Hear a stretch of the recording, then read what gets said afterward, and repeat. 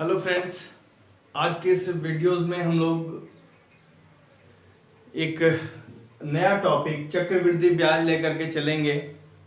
पिछले वीडियो में हमने साधारण ब्याज पे बात की थी और आपको कुछ चीज़ें बताई थी।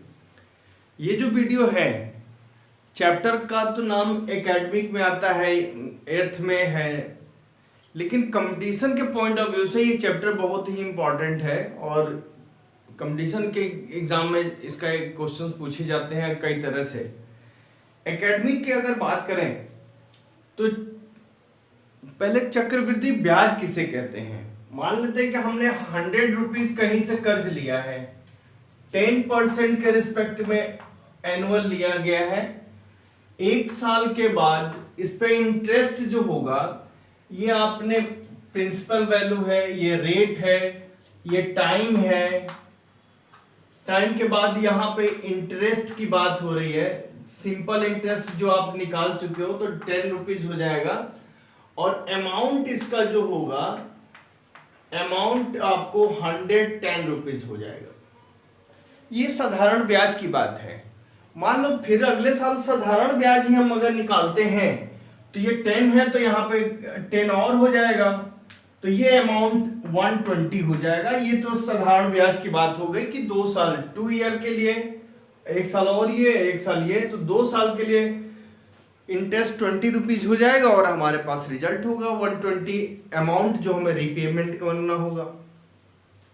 लेकिन जब हम बात करते हैं कि जो इंटरेस्ट का रेट ऑफ इंटरेस्ट है, कंपाउंडिंग है, ये एनुअल कंपाउंडिंग हो रहा है, तो क्या होगा कि इस 110 रुपीज पे जो ये अमाउंट हो गया है, ये दूसरे साल के लिए प्रिंसिपल हो जाएगा। पहले साल के लास्ट में, अंत में जो अमाउंट हुआ है, दूसरे साल के बिगिनिंग में ये प्रिंसिपल हो जाएगा और इस पे अब 10% का आपको लगेगा। 10% 1 ईयर के लिए 11 हो जाएगा, तो अब ये वैल्यू 121 हो जाएगा।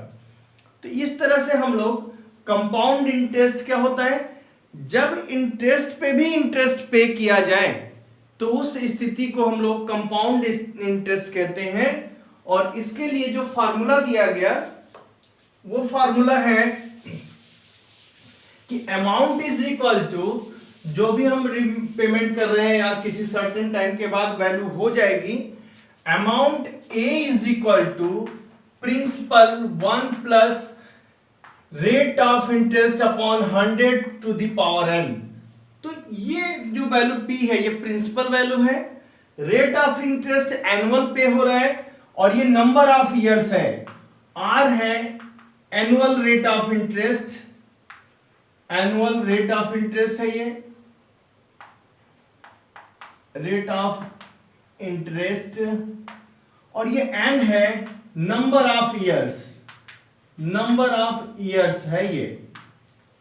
तो जब rate of interest half yearly हो जाएगा तो हाफ ईयरली होने पे P 1 प्लस R अपॉन 2 और टाइम को डबल कर लेंगे। इस केस में R क्या है, R हाफ ईयरली है, half yearly rate of interest paid हो रहा है और ये n आपका नंबर ऑफ इयर्स है, तो 1 ईयर में 2 हाफ ईयर होते हैं, इसलिए हमने 2 का यहां पे मल्टीप्लाई हुआ है। तो ये आपके पास हो गया। क्वार्टरली होने पर P is equal P into ये सभी अमाउंट है, P is equal to 1 plus R by 4 by 100 to the power 4n, और यहां पे R कैसा है, क्वार्टरली है, ये क्वार्टरली है और नंबर ऑफ इयर्स है, 1 ईयर में 4 क्वार्टर इयर्स होते हैं, तो ये 4 से मल्टीप्लाई किया गया है। तो ये सारी स्थितियां हैं। अब मान लो कि इस तरह से पर मंथ कहता है कि रेट ऑफ इंटरेस्ट कंपाउंडिंग हो रहा है पर मंथ, तो पर मंथ होगा तो यहाँ पे 12 का करेंगे और यहाँ पे 12 से डिवाइड होगा।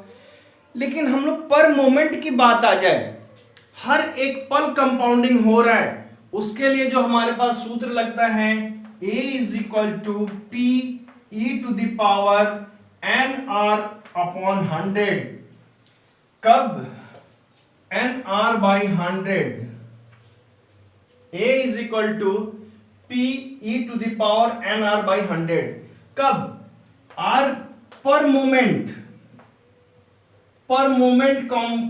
हर क्षण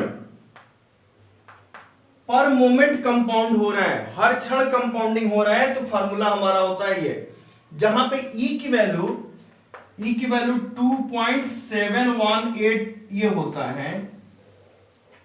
कभी कभी क्वेश्चन में हो सकता है कि 2 प्लेस डिजिट तक का दे, या इस तरह से 1 डिजिट प्लेस तक का दे, लेकिन रहता है ई की वैल्यू 2.7 समथिंग ही कुछ होगा। तो ये हमारे पास आ गया। और भी चीजें हैं कि ये अमाउंट हमें मिल गया, मान लो कि किसी टाइम पे, तो इसका प्रिंसिपल वैल्यू क्या होगा?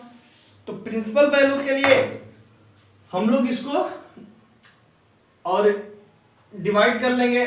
एक और है कि मान लीजिए कि टाइम पीरियड जो है फ्रैक्शन में मिल गया, 4 ईयर 3/4 ये टाइम जो है 3/4 ईयर्स हो जाता है, या टाइम कुछ इस तरह का हमें मिल जाए के p/q, तो इस टाइप का टाइम होता है। तो यहां पे आएगा amount A is equal to p 1 plus R by 100 to the power k into 1 plus p upon q r over 100। तो ये फ्रैक्शनल टाइम पीरियड होने पे जहां पे rate of interest annual paid किया गया है, ये आपके पास टाइम है। क्लियर? अब मान लो कि एक ऐसी स्थिति आती है कि जो इंटरेस्ट रेट है वो हर साल बदलता जाता है। उस केस में amount A is equal to P 1 plus R1 upon 100। पहले साल जो है R1 रेट है, दूसरे साल R2 रेट है 1 plus R2 by 100। Third year में या तीसरे साल की बात करें तो R3 बाई 100, और इस तरह से जितने साल की बात होती रहेगी, जितने ईयर्स की, ये हमारे पास कैलकुलेशंस करना है। फर्स्ट ईयर में R1, सेकेंड ईयर में R2, R3, इस तरह से अगर सक्सेसफुली हो रहा है तो ये है। कुछ और हम लोग बात करेंगे 2 ईयर का कंपाउंड और सिंपल इंटरेस्ट का डिफरेंस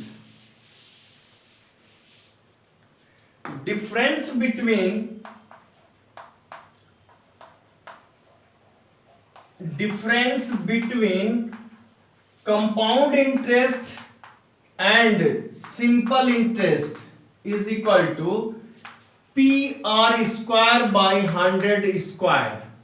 ये 2 ईयर के डिफरेंस के लिए डायरेक्ट हम लोग यूज कर लेते हैं कि कंपाउंड और सिंपल इंटरेस्ट का डिफरेंस 2 ईयर के लिए PR स्क्वायर बाई 100 स्क्वायर आ जाता है, और difference between compound interest simple interest for 3 years, ये हो गया 2 ईयर्स के लिए है, फॉर 2 ईयर्स, और कंपाउंड और सिंपल इंटरेस्ट का डिफरेंस होगा PR square upon 100 square 3 plus R upon 100 for 3 years. ये 3 साल के डिफरेंस आते हैं। डायरेक्ट हम लोग ये यूज करेंगे, कहीं कंडीशन में हमको जरूरत पड़ती है तो ये हमें याद रखना है, और तुरंत हमें रिजल्ट्स मिल जाते हैं। हम आपको एग्जांपल्स भी देंगे इस पे। मान लो कि कोई हमने लोन ले रखा है जिसपे कंपाउंडिंग हो रहा है, और हम चाहते हैं कि उस लोन का रीपेमेंट एक पर्टिकुलर इक्वल अमाउंट में हम कर दें। तो वो इक्वल अमाउंट मान लेते हैं x है, तो वो कितना होगा? x upon 1 plus R upon 100 plus x upon 1 plus R upon 100 की पावर 2 सेकेंड ईयर के लिए। ये थर्ड ईयर के लिए है 1 plus R by 100 to the power 3, और ये जितनी भी वैल्यूज होंगी, ये जितने ईयर्स के लिए भी बात किया जाएगा, x upon 1 plus R upon 100 to the power n, ये वैल्यू p के इक्वल होना चाहिए जो हमने इनिशियल अमाउंट लिया हुआ था। तो सबकी प्रेजेंट वैल्यू निकाल रहे हैं हर साल का, और उनको हम लोग इस तरह से प्लस कर ले रहे हैं। तो ये हमें इक्वल इंस्टॉलमेंट आएगा जो हम लोग को रीपेमेंट करना है। तो इस पे कुछ एक आध क्वेश्चंस अगर हम बताएं तो ज्यादा ठीक रहेगा। तो एक क्वेश्चन लेते हैं हम लोग छोटा सा कि the difference between compound interest and simple interest for 2 years at 20% rate of interest is rupees 64. Find the principal value. Then we know the formula PR square by 100 square is equal to difference. Difference here is 64 and something given rate of interest is 20%. Use R is equal to 20. This one is 20 square upon 100 of square is 64.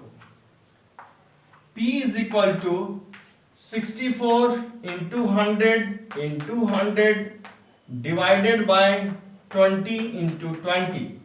This one is cancel out 4 and 1600. Then the principal value is 1600. If the difference between compound interest and simple interest for 2 years is 64, then the principal taken is 1600 rupees.